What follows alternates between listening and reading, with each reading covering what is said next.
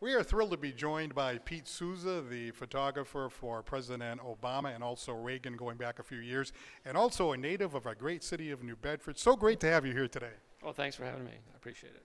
What's it like coming back to the hometown and having so many people come around and say, hey, Pete, welcome back? Well, it'll be interesting to see. I was joking that the reason I wanted to do this exhibit was that so my mom could see it. And she got here early, and she's going through it right now. It was after school, and Malia, his older daughter, was out by herself.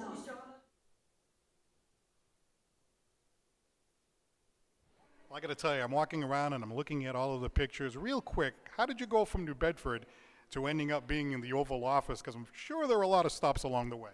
One of the things that happens when you get to be my age is you think back at some of the decisions you made 30, 40 years ago, and you took a left turn instead of a right turn, or you went straight.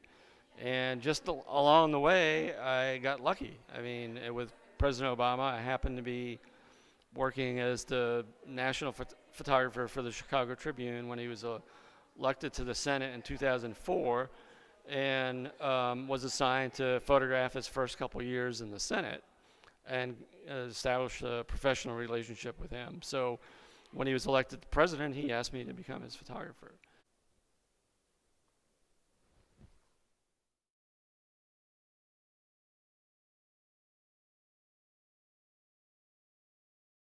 What is it like to be in the Oval Office with the President of the United States, with big time decisions being made? You know, I mean, a lot of times the tension can be cut with a knife, and there you are. Well, I mean, I think one of the advantages I had was I had already worked in the White House with President Reagan, and by the time I went to work for President Obama, I was a seasoned photojournalist. So I sort of knew my way around and felt entirely comfortable in that role, in the Oval Office, in the Situation Room. I also tell people that I'm probably not the greatest photographer in the world, but I think I was the absolute right person to be Barack Obama's photographer.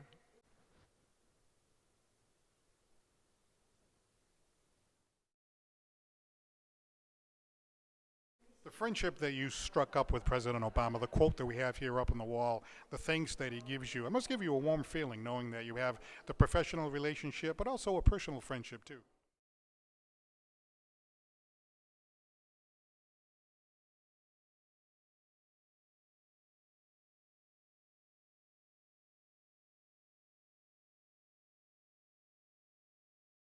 And it was somebody who understood the value of documenting his presidency for history.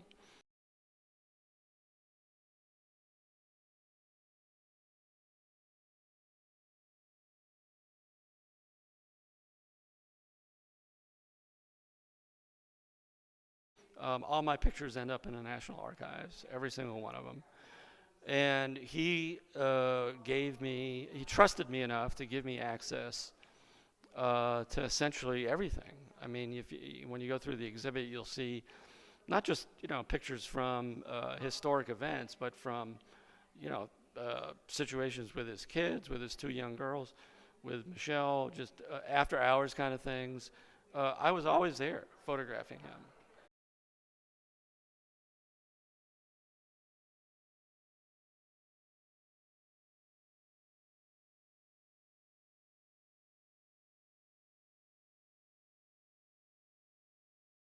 So I think for the future generations, they'll be able to go through all these pictures in the National Archives, and I think get a good sense of not just what his presidency was like, but what he was like as a person.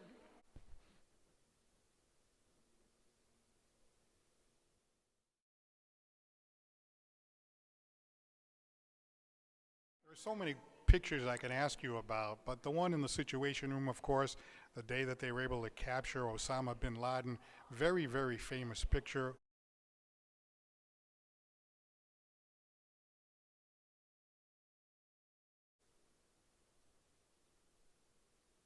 What was that like being there and taking that picture?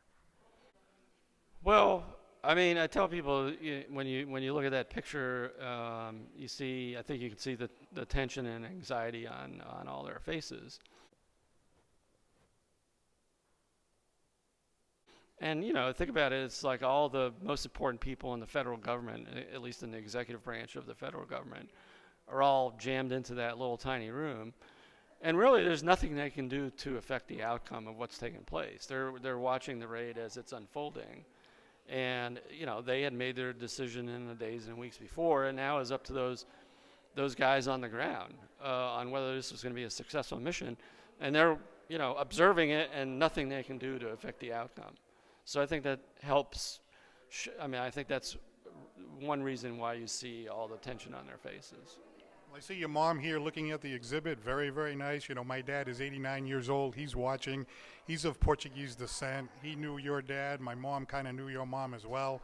The folks here are very proud of the fact that somebody of Portuguese descent has had the kind of success that you have. Do you feel that when you come back here? Yeah, I feel it because there's been so much interest in this exhibit, and so because of that, yeah, definitely feel it. One funny story is the president found out that my grandparents were from the Azores, and which would jokingly always call me the Azorian. And then we had a trip. It was just the last couple of months of his administration. We had a trip to Europe, and then we were going to fly to South America, and we had to refuel in the Azores, and so he didn't usually get off the plane during the refuel, but for this time he told people he wanted to get off so he could take a picture of me in the Azores with him, which I thought was pretty fun. Yeah, that's really special. So now you're done obviously in the Oval Office. You've got some books going on. What can we expect in the, say, near future for Pete Souza and his photography? I've got a few little projects coming up. I continue to speak around the country. I have another exhibit, a traveling exhibit of Reagan and Obama that I think the closest it'll be to New Bedford will be in Boston not till April of 2020. But, yeah, I've got a bunch of different things going on.